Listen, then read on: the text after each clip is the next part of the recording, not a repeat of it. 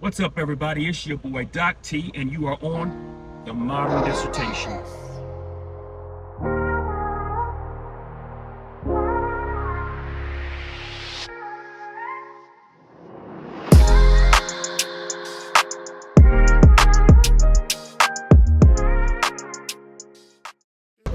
So, first of all, I want to apologize to everybody. It's been a few days since I've made a post, and my prayer is that I be more consistent in giving you all this content and just sharing with you some things about my life that I hope will be an encouragement to you.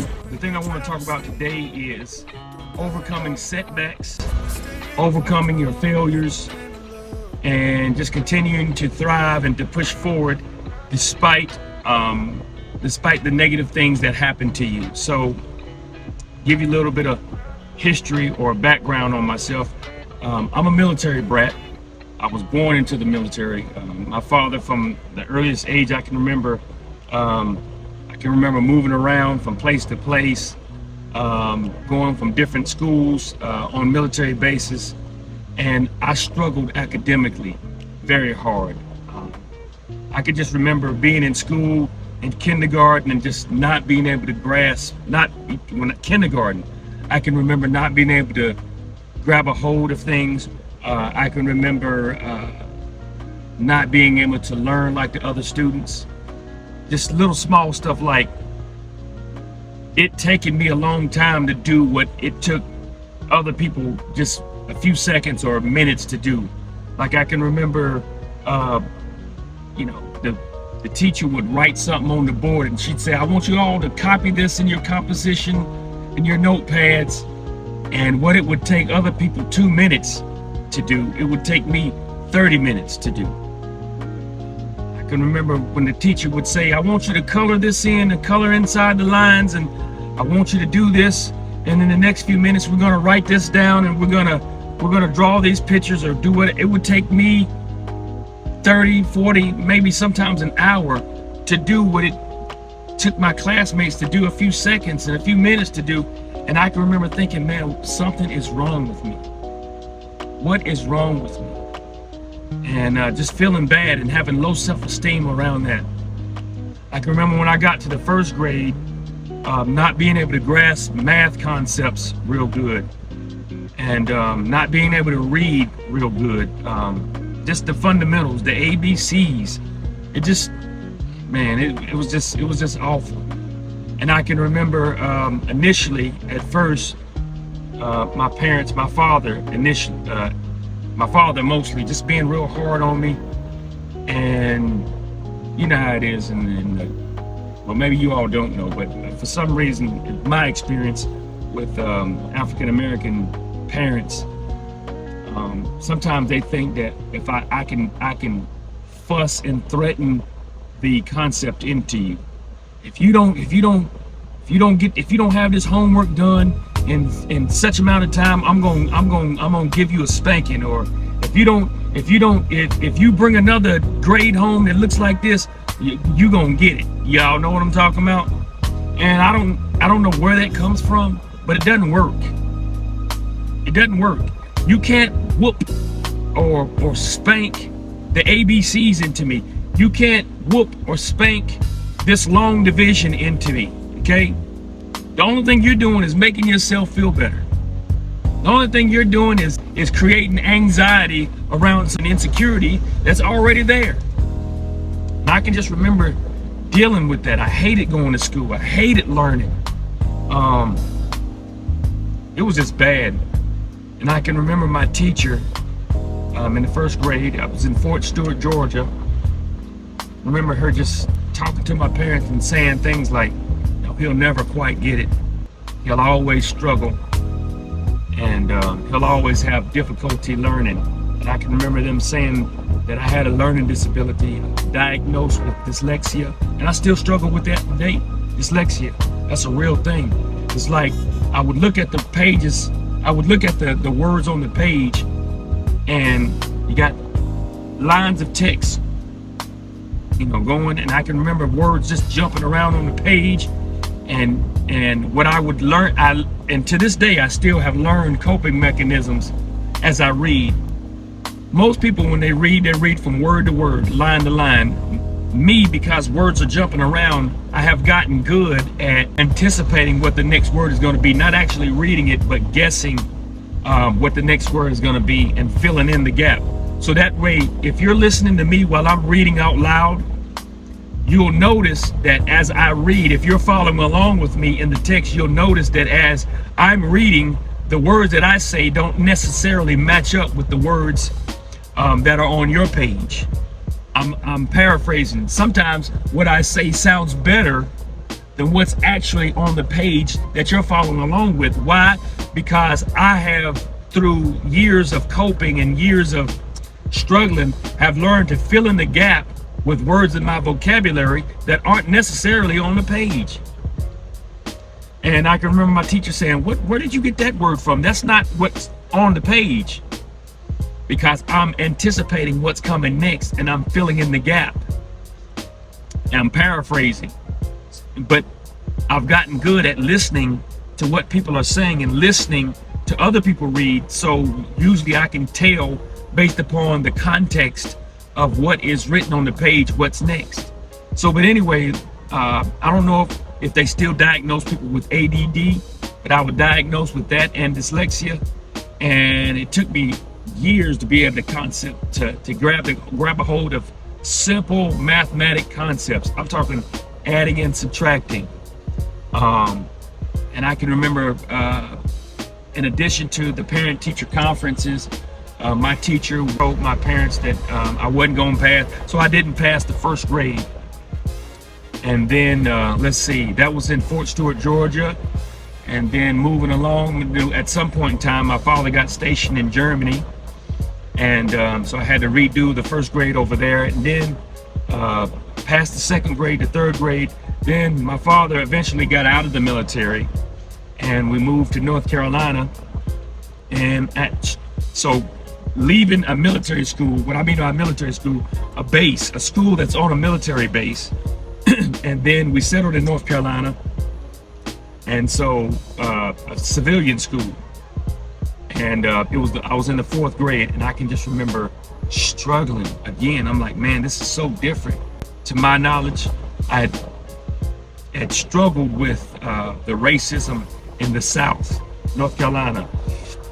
I can remember one of my classmates called me the N-word and things of that nature. And she said, and I can remember going to my teacher, Miss Miller, such and such called me, I won't name any name, but such and such called me and my cousin a nigger. And she said, well, that's what you are. This is what you need to get used to here in America. And I can remember, like, I don't think that that's right. I don't think that that's appropriate for a teacher. And in addition to the racism that I had never experienced in the military or wasn't cognizant of in the military, in addition to that, I continued to struggle academically, hard to keep up. I had no organizational skills. And to make a long story short, I ended up failing the fourth grade as well. And that was devastating. I can remember my cousins and my friends moving to the fifth grade hall of Lower Creek Elementary School in North Carolina. And I can remember being picked on. Oh, look at T, he's still on the fourth grade hall, and we're on the fifth grade hall. And they used to pick at me for being in what they called LD, learning disability. And I said, what's LD? And I can remember a young lady said, learning dumb. I can remember just feeling bad and having low self-esteem around that. But I can remember also, after failing the fourth grade, I said that this will never happen again. This will never happen again.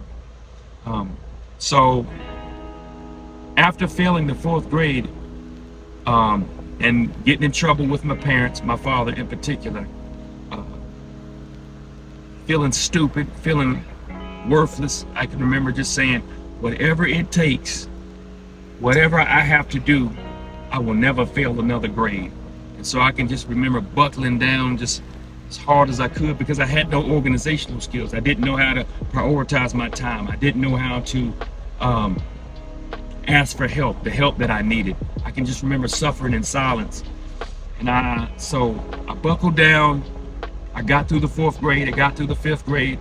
Then I got to middle school, and that's when things began to change. I started playing sports, and sports really helped me out a lot. I learned leadership skills. I started playing football, and the leadership that I learned and the discipline that I learned kind of translated over into my academics.